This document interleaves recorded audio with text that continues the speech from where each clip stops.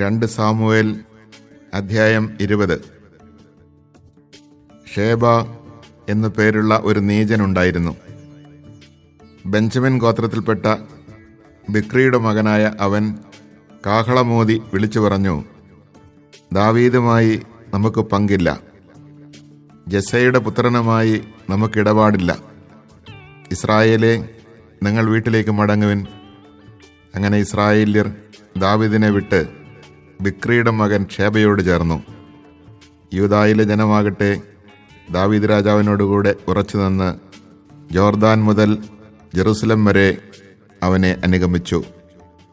ദാവീദ് ജെറുസലമിൽ തൻ്റെ കൊട്ടാരത്തിലെത്തി. കൊട്ടാരം സൂക്ഷിക്കാൻ ഏൽപ്പിച്ചിരുന്ന 10 ഉപനാരികളെ വീട്ടുതടങ്കലിലാക്കി. അവരുടെ ജീവിതാവശ്യങ്ങൾ നൽകിയെങ്കിലും അവരുമായി അവൻ ശയിച്ചില്ല. അവർ മരണം വരെ വീട്ടുതടങ്കലിൽ വിധവകളെപ്പോലെ ജീവിച്ചു. രാജാവ് അമാസയോട് പറഞ്ഞു, യൂദായിലെ പുരുഷന്മാരെയും കൂട്ടി 3 ദിവസത്തിനകം എൻ്റെ മുമ്പിൽ വരിക. അമാസ അവരെ വിളിച്ചുകൂട്ടാൻ പോയി. എന്നാൽ രാജാവ് കൽപ്പിച്ചിരുന്ന സമയത്ത് അവൻ തിരിച്ചെത്തിയില്ല. അതുകൊണ്ട് ദാവീദ് അബിഷായിയോട് പറഞ്ഞു, ബിക്രിയുടെ മകൻ ഷേബ അബ്സലോമിനേക്കാൾ കൂടുതൽ ശല്യം ചെയ്യും. അതുകൊണ്ട് സൈന്യവുമായി അവനെ പിന്തുടരുക. അല്ലെങ്കിൽ അവൻ കോട്ടകളുള്ള വല്ല പട്ടണങ്ങളും കൈക്കലാക്കി നമ്മെ ശല്യപ്പെടുത്തും. അങ്ങനെ യോവാബും ക്രേത്യരും പലേത്യരും സകല വീരന്മാരും ബിക്രിയുടെ മകൻ ഷേബയെ പിന്തുടരാൻ ജെറുസലമിൽ നിന്ന് പുറപ്പെട്ടു. അവർ ഗിബെയോനിലെ വലിയ പാറയുടെ അടുത്തെത്തിയപ്പോൾ അമാസ അവരെ സ്വീകരിക്കാൻ വന്നു. യോവാബ് പടച്ചട്ടയും അതിനു മീതെ വാളുറപ്പിച്ച അരപ്പട്ടയും ധരിച്ചിരുന്നു. അവൻ മുന്നോട്ട് നടന്നപ്പോൾ വാൾ പുറത്തേക്ക് തള്ളി നിന്നു. സഹോദര, സുഖം തന്നെയോ എന്ന് ചോദിച്ചുകൊണ്ട് യോവാബ് അമാസയെ ചുംബിക്കാൻ വലത്ത് കൈകൊണ്ട് അവൻ്റെ താടിക്ക് പിടിച്ചു. യോവാബിൻ്റെ കയ്യിലുണ്ടായിരുന്ന വാൾ അമാസ ശ്രദ്ധിച്ചില്ല. യോവാബ് അവൻ്റെ വയറ്റത്ത് കുത്തി. കുടൽ തറയിൽ തെറിച്ചു വീണു. 2ാമത് കുത്തേണ്ടി വന്നില്ല. അവൻ മരിച്ചു. പിന്നെ യോവാബും അവൻ്റെ സഹോദരൻ അബിഷായിയും ബിക്രിയുടെ മകൻ ഷേബയെ അനുധാവനം ചെയ്തു.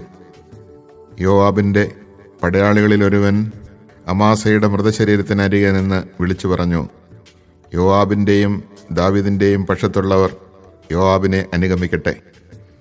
അമാസയുടെ ശരീരം രക്തത്തിൽ മുങ്ങി വഴിമധ്യേ കിടക്കുകയായിരുന്നു. കടന്നു വന്നവർ അത് കണ്ടു നിന്നു. എല്ലാവരും നിൽക്കുന്നു എന്ന് കണ്ടിട്ട് ഒരുവൻ അമാസയുടെ ശരീരം വലിച്ച് വയലിലിട്ട് ഒരു തുണി കൊണ്ട് മൂടി. അവനെ വഴിയിൽ നിന്ന് നീക്കം ചെയ്തപ്പോൾ സകലരും ബിക്രിയുടെ മകൻ ഷേബയെ പിടികൂടാൻ യോവാബിനോടുകൂടെ പോയി. ഷേബ എല്ലാ ഇസ്രായേൽ ഗോത്രങ്ങളുടെയും പ്രദേശങ്ങളിൽ കൂടി കടന്ന് ആബേൽബേത്ത് മാഖായിൽ എത്തി. ബിക്രിയുടെ കുലത്തിൽപ്പെട്ടവരെല്ലാം ഒരുമിച്ചുകൂടി പട്ടണത്തിലേക്ക് അവനെ അനുഗമിച്ചു. യോവാബിൻ്റെ അനുയായികൾ ആബേൽബേത്ത് മഖാ വളഞ്ഞു. പട്ടണത്തിന് നേരെ അവർ ഒരു മൺതിട്ട ഉയർത്തി മതിലിടിച്ചു വീഴ്ത്താൻ തുടങ്ങി. അപ്പോൾ വിവേകവതിയായ ഒരുവൾ പട്ടണത്തിൽ നിന്ന് വിളിച്ചു പറഞ്ഞു, കേൾക്കുക, ഞാൻ യോവാബിനോട് സംസാരിക്കേണ്ടതിന് അവനോട് ഇങ്ങോട്ട് വരാൻ പറയുക.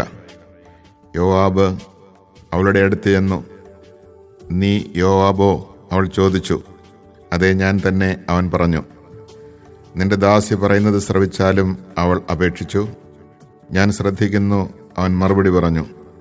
അപ്പോൾ അവൾ പറഞ്ഞു, ആബേലിൽ ചെന്ന് ഉപദേശം സ്വീകരിപ്പിൻ എന്ന് മുൻപൊക്കെ പറയുക പതിവായിരുന്നു. അങ്ങനെ അവർ കാര്യം തീർത്തു വന്നു. ഇസ്രായേലിലെ സമാധാനപ്രിയരും വിശ്വസ്തരുമായവരിൽ ഒരാളാണ് ഞാൻ. ഇസ്രായേലിലെ ഒരു മാതാവായ ഈ നഗരത്തെ നീ നശിപ്പിക്കാൻ ഒരുങ്ങുന്നു. നീ കർത്താവിൻ്റെ അവകാശം വെട്ടിവിഴുങ്ങുമോ? യോവാബ് മറുപടി പറഞ്ഞു, ഇല്ല, ഒരിക്കലുമില്ല. നിങ്ങളുടെ പട്ടണം നശിപ്പിക്കുകയോ തകർക്കുകയോ ചെയ്യുകയില്ല. അതല്ല ഞങ്ങളുടെ ഉദ്ദേശം. എഫ്രായിം മലനാട്ടിൽ നിന്നുള്ള ബിക്രിയുടെ മകൻ ഷേബ എന്നൊരുവൻ ദാവീദ് രാജാവിനെതിരെ കരമുയർത്തിയിരിക്കുന്നു. അവനെ മാത്രം ഏൽപ്പിച്ചു തരിക. ഞാൻ പട്ടണം വിട്ടുപോയിക്കൊള്ളാം. ഇതാ, അവൻ്റെ തല മതിലിനു മീതെ കൂടി നിന്റെ അടുത്തേക്ക് എറിഞ്ഞു തരാം, അവൾ പറഞ്ഞു. അവൾ ജനത്തെ സമീപിച്ച് തന്റെ ജ്ഞാനത്താൽ അവരെ സമ്മതിപ്പിച്ചു. ബിക്രിയുടെ മകൻ ഷേബയുടെ തല അവർ വെട്ടി യോവാബിന്റെ അടുത്തേക്ക് എറിഞ്ഞുകൊടുത്തു. അവൻ കാഹളമൂതി സൈന്യം പട്ടണം വിട്ടു സ്വന്തം വീടുകളിലേക്ക് പോയി. യോവാബ് ജെറുസലേമിൽ രാജാവിൻ്റെ അടുത്തേക്കും. യോവാബ് ഇസ്രായേൽ സൈന്യത്തിൻ്റെ അധിപതിയായിരുന്നു. യഹോയാദായുടെ മകൻ ബനായ ക്രേത്യരുടെയും പെലേത്യരുടെയും തലവനും. അദോറാമിന് അടിമകളുടെ മേൽനോട്ടമായിരുന്നു. അഹിലൂദിൻ്റെ മകൻ യഹോഷാഫാത്ത് എഴുത്തുകാരനും ഷേവ കാര്യസ്ഥനും സാദോക്കും അബിയാഥറും പുരോഹിതന്മാരും ആയിരുന്നു. ജായിറുകാരൻ ഈരയും ദാവീദിന്റെ പുരോഹിതനായിരുന്നു. Chapter 20. Now a rebellious individual from Benjamin named Sheba the son of Bichri happened to be there. He sounded the horn and cried out, "We have no portion in David, nor any share in the son of Jesse, every man to his tent, O Israel." So all the Israelites left David for Sheba son of Bichri. But from the Jordan to Jerusalem the Judahites remained loyal to their king.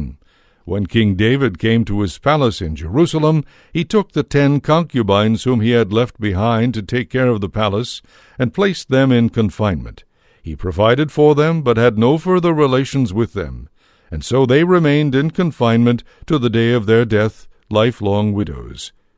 Then the king said to Amasa, "Summon the Judahites for me within 3 days, then present yourself here." Accordingly Amasa set out to summon Judah, but delayed beyond the time set for him by David. Then David said to Abishai, "Sheba son of Bichri may now do us more harm than Absalom did. Take your lord's servants and pursue him, lest he find fortified cities and take shelter while we look on." So Joab and the Kerethites and Pelethites and all the warriors marched out behind Abishai from Jerusalem to campaign in pursuit of Sheba son of Bichri. They were at the great stone in Gibeon when Amasa met them. Now Joab had a belt over his tunic, from which was slung in its sheath near his thigh a sword that could be drawn with a downward movement. And Joab asked Amasa, "How are you, my brother?" With his right hand Joab held Amasa's beard as if to kiss him, and since Amasa was not on his guard against the sword in Joab's other hand, Joab stabbed him in the abdomen with it, so that his entrails burst forth to the ground, and he died without receiving a second thrust. Then Joab and his brother Abishai pursued Sheba son of Bichri. One of Joab's attendants stood by Amasa and said, "Let him who favors Joab and is for David follow Joab." Amasa lay covered with blood in the middle of the high road, and the man noticed that all the soldiers were stopping.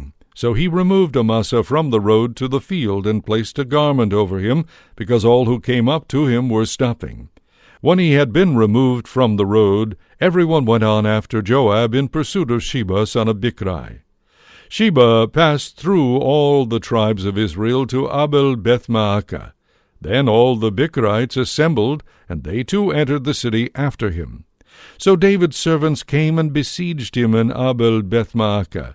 They threw up a mound against the city, and all the soldiers who were with Joab began battering the wall to throw it down. Then a wise woman from the city stood on the outworks and called out, "Listen, listen! Tell Joab to come here, that I may speak with him." When Joab had come near her, the woman said, "Are you Joab?" And he replied, "Yes."